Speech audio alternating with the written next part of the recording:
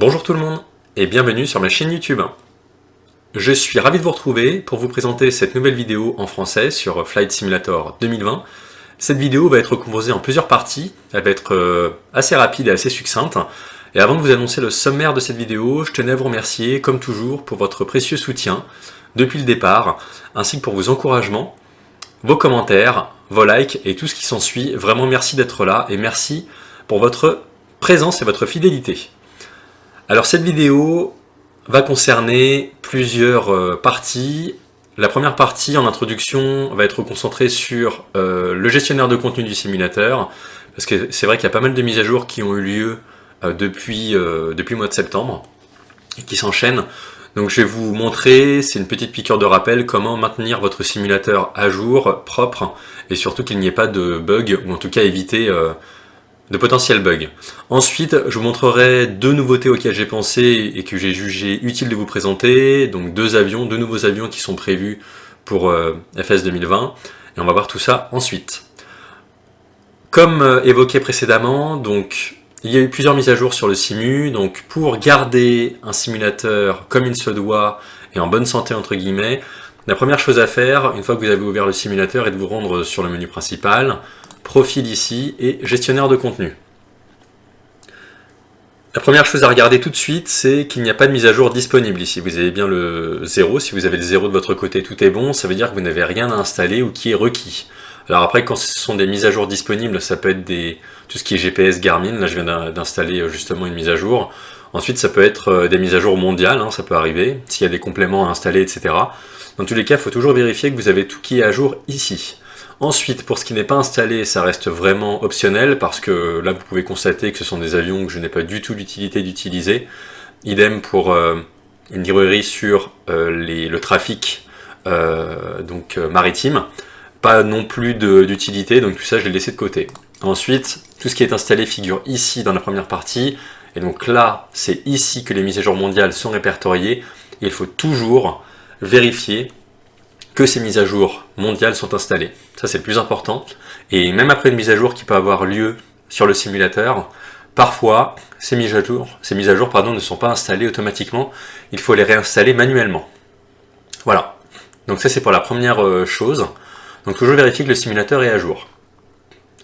Ensuite, ce que je voulais vous montrer, c'est le dossier Community, ici, donc qui est répertorié dans le dossier principal de Flight Simulator 2020, comme toujours. Toujours vérifier que vous avez donc vos éléments qui sont bien installés et toujours faire un backup de ce dossier avant d'installer une mise à jour. C'est-à-dire que vous devez créer un dossier de secours que vous mettez sur le bureau par exemple, et ensuite vous allez pouvoir mettre tous vos éléments de côté, vous installez la mise à jour, et ensuite vous réinstallez tous les éléments, vous les mettez de nouveau dans le Community. Donc, ça c'est pour la première chose par rapport au Community, et ce dossier doit être nickel, entre guillemets.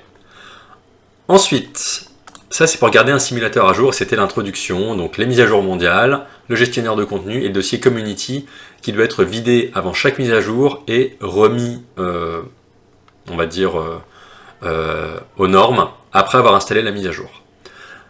Ensuite, ce que je voulais vous montrer comme nouveauté, c'est issu donc du site internet source Flight Sim 2 provenant du coup pour ce nouvel avion, qui est l'Embraer 175. Alors j'avais fait une vidéo sur un Embraer il y a quelques temps sur ma chaîne YouTube, bon, qui n'avait pas porté ses fruits parce que c'était pas un avion vraiment abouti, poussé, etc. Mais là vraiment on est sur un avion de qualité, on va s'en rendre compte avec les screenshots. Pour rappel, l'Embraer 175, donc c'est un avion qui est fabriqué par un constructeur brésilien, donc Embraer, qui porte bien son nom. En général, pour la plupart des cas, même tout le temps, c'est un avion donc pour des vols régionaux, sur de très courtes distances, c'est un court courrier, et du coup il y a plusieurs catégories, donc il y a le 175, 170, etc., qui peut transporter un peu moins de 100 passagers, et donc qui peut aller à une vitesse un peu moins de 900 km/h, donc c'est quand même un bel avion, un petit avion pour des vols bien sympas régionaux. Alors cet avion, donc, pour être tout à fait direct avec vous, il n'y a pas encore de date annoncée concernant la sortie, ni même sur le prix.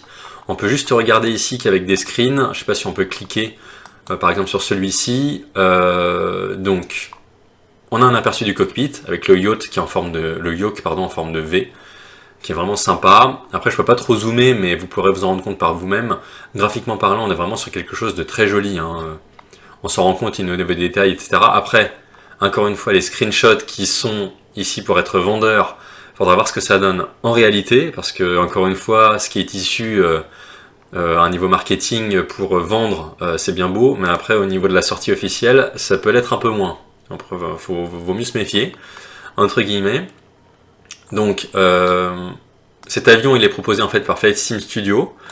Et donc, en fait, là, avec les plusieurs screens, on se rend compte qu'on va avoir accès, d'une part, à un avion plutôt complet au niveau des systèmes, que ce soit les statuts de l'avion, les systèmes électriques, hydrauliques, etc., le système d'ouverture de porte, les moteurs, enfin tout ce qu'il y a de plus classique hein, pour avoir un bon avion, d'autant plus que celui-ci va être payant. Donc il faut quand même qu'on ait un avion qui tienne la route. Ce qui est le cas ici, on a tous les systèmes, etc. Tout est au complet, avec les cams, le niveau de sortie des volets ou de rentrée des volets, les commandes de vol hein, pour contrôler que tout est ok, etc. Ensuite, de même de façon un peu plus zoomée, on se rend compte qu'ici avec les cams, donc on a tout le système électrique hein, qui figure ici, le petit PFD, notamment avec l'altimètre, etc. On voit bien qu'on a des boutons, donc c'est un peu flouté, mais je pense que c'est fait exprès pour avoir vraiment un rendu optimal des écrans. Ici avec le moteur 1 et 2, comme quoi l'alimentation externe est connectée ici en orange. Donc on a plein d'indications hein, qui apparaissent, les systèmes hydrauliques sont fermés, etc. C'est vraiment, je pense que ça peut être un avion assez poussé, il faudra voir en temps réel ce que ça donne et au moment de sa sortie. J'ose espérer que l'avion, ou en tout cas pour celui-ci, parce qu'on n'en a pas hein, jusque-là, on n'en a pas eu de bon, qu'il pourra vraiment être top qualité. Encore une fois, ici on se réfère on a plusieurs screens hein, de l'avion en extérieur, avec les moteurs qui tournent, etc. Vous voyez la puissance qui est mise. Ça a l'air vraiment sympa, même au niveau des couleurs, etc. C'est plutôt bien foutu. En tout cas, c'est mon avis. Après, faut garder à l'idée que c'est quand même voilà, ça va être une nouveauté, et je pense que, mais compte tenu de ce qu'on a sur la face du milieu aujourd'hui graphiquement, on est relativement exigeant de manière générale, on attend vraiment quelque chose de très très qualitatif, graphiquement parlant. Vous voyez que ça parle ici aussi, voilà, il y a des termes hein, hautement, enfin de qualité supérieure, etc. Donc c'est vraiment un projet qu'on attend. Ici au niveau des ordinateurs de bord hein, de chaque côté, commandant officier pilote de ligne, tout ce qui est TICAS avec le transpondeur, les fréquences de communication, de navigation, d'identification, de stand-by. Au niveau des boutons, ça fait penser un peu à PMDG, au Boeing. C'est vraiment sympa. Après, pas grand chose à dire, hein, parce que c'est vrai que ça reste des images, même si ça reste beau. On a bien ici la plaque qui indique que c'est bien l'Embraer 175 et non pas un autre. Donc après, à voir au niveau des livrets qui vont être fournis, etc. Et vous voyez le PFD, alors c'est ça que je voulais vous montrer, au niveau des dégradés de couleurs et des contrastes de couleurs, je trouve que c'est vraiment joli. Ça change du marron classique, etc. On est vraiment sur autre chose, avec la vitesse indiquée, le badin, l'altitude. Ici, on peut se référer en haut, donc on a bien donc, notre PFD avec notre joli Flight Director rose, avec ici donc, le cap, l'heading. Vous voyez, c'est quand même... je trouve ça sympa. Avec le yoke. Ici en détail, on a bien, je pense ici, les boutons pour la trim, pour abaisser ou lever le nez, le bouton pour déconnecter le pilote auto, etc. Idem pour le pédestal. Ce qui est bien, c'est qu'on a vraiment plusieurs screenshots avec toutes les parties différentes. Bon là, on n'a pas eu d'aperçu sur l'overhead, qui est quand même relativement plus petit hein, que les autres avions, vu que c'est un court courrier. Et là, en tout cas, on a le levier des volets, la manette des gaz, les speed brakes, les aérofreins. Ensuite tous les boutons d'urgence, etc. Même le radar météo qui devrait être fonctionnel. Le levier pour le train d'atterrissage. Vous voyez, on a tout. Hein. Vraiment, on a tout. Après, je trouve que graphiquement, c'est pas mal. Ça demande peut-être encore plus de travail pour être abouti à 100%, ce que j'ose espérer. Et ce que je vous propose, c'est de regarder cette vidéo ensemble, comme ça on fait un débrief juste après. Et vous voyez comme quoi la conclusion que je vous disais au départ, pas d'informations encore sur le prix et la date de sortie prévue officiellement. Donc vous voyez que cet article est sorti le 19 décembre, hein, celui-ci, donc c'est récent. Et en fait, ça nous indique que la quatrième partie, enfin la partie finale, la finalité de cette partie-là, de la 4e partie, va être terminée cette semaine, donc là entre Noël et Jour de l'An.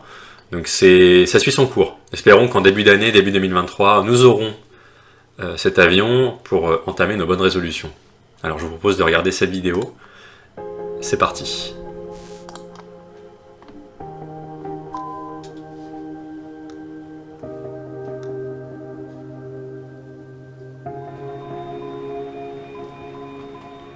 Pilots boarding.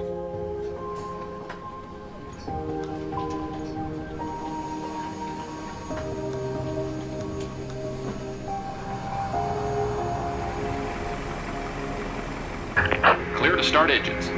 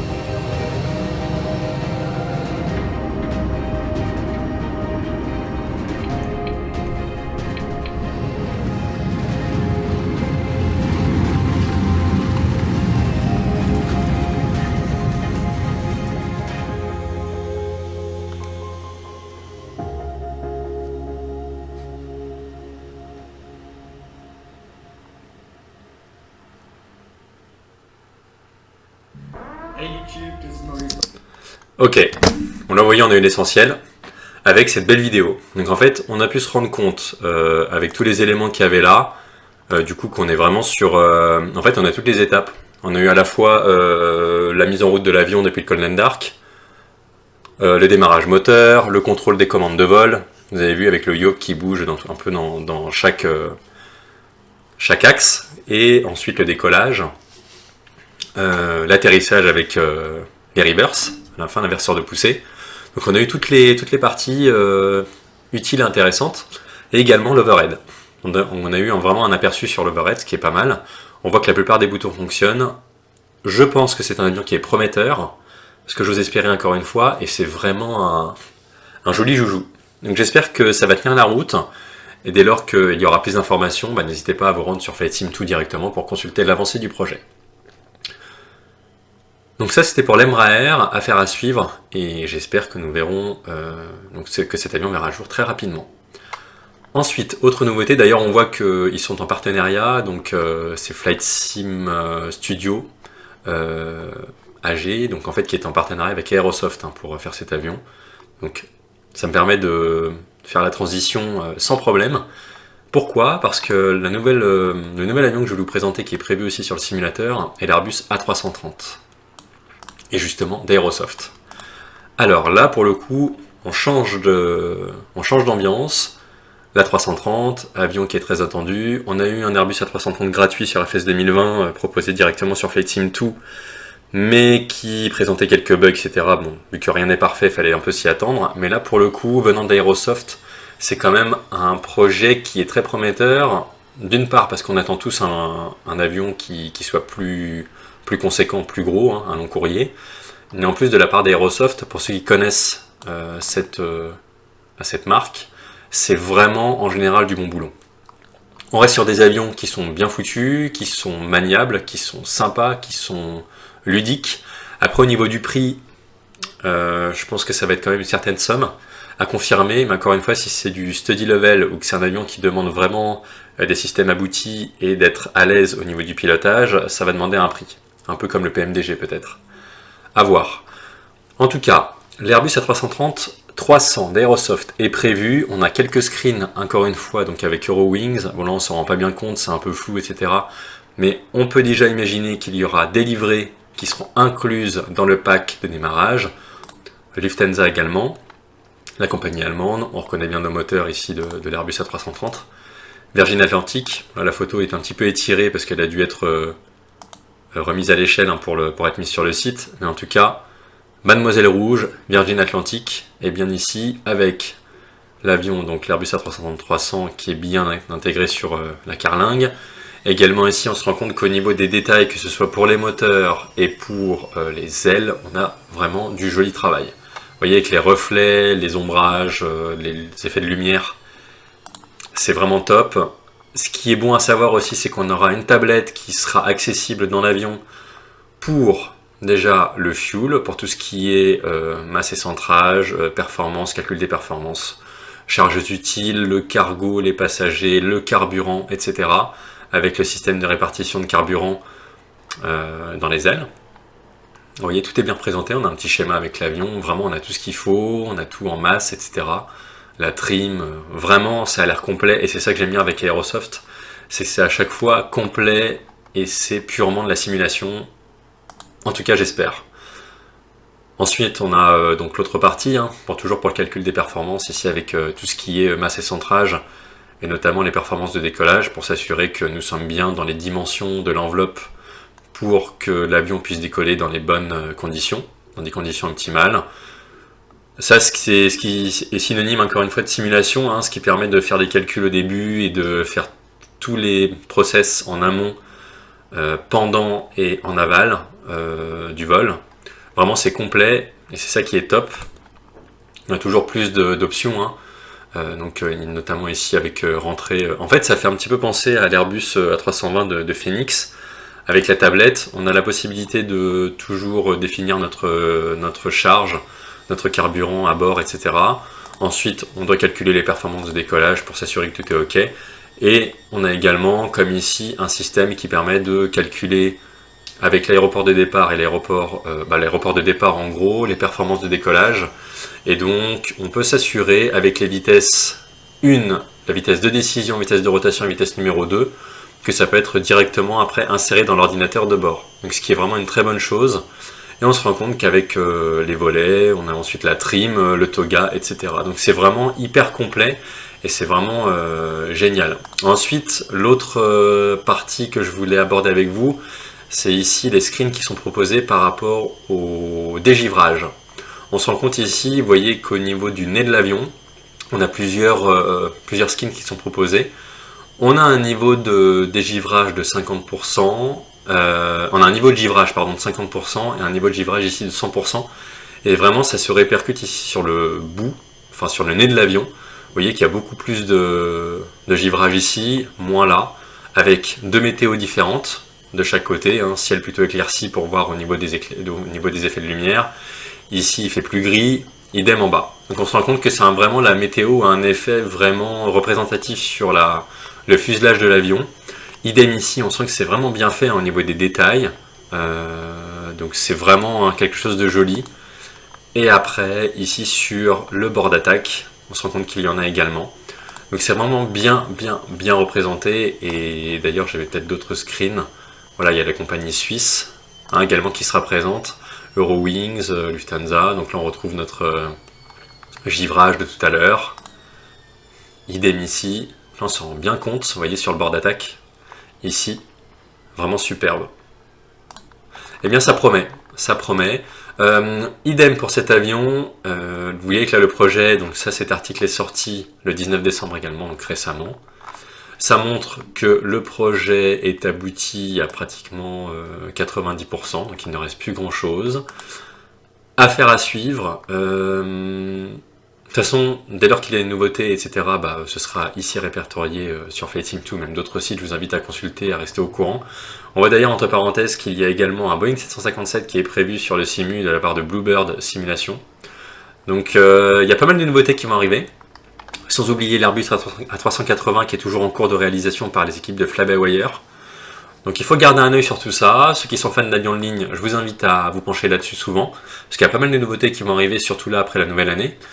Et donc cette vidéo, j'espère qu'elle vous aura été utile. N'hésitez pas dans vos commentaires à me dire ce que vous en pensez, ce que vous attendez le plus, ce qui vous fait rendre impatient, etc. Et vraiment, ce sera l'occasion d'en discuter avec grand plaisir en commentaire. De toute façon, d'ici la prochaine vidéo, qui normalement sera pour début d'année prochaine, ce sera avec grand plaisir pour vous proposer toujours plus de contenu. Je pense également à faire des lives YouTube, donc des vols, parce que jusque-là, je n'ai pas pu en faire parce que j'avais une connexion internet qui était assez réduite. Mais là, du coup, tout va mieux, tout va pour le mieux. Donc l'année 2023 sera toujours plus de nouveautés en termes de vidéos, toujours plus de contenu et donc de live avec des vrais vols que je ferai en direct et auxquels vous pourrez participer en me posant vos questions en direct et ça permettra d'échanger sur notre passion commune. Et je tiens à vous souhaiter d'excellentes fêtes de fin d'année. J'espère que cette année 2022 aura été productive pour vous, qu'elle aura été bénéfique, qu'elle aura été positive, et j'espère qu'il en sera de même pour la nouvelle année 2023. Je vous adresse à toutes et tous mes meilleurs vœux, passez d'excellentes fêtes de fin d'année, et on se retrouve très prochainement pour d'autres vidéos, d'autres tutos sur Flight Simulator 2020. Prenez soin de vous, à très bientôt tout le monde, et à bientôt.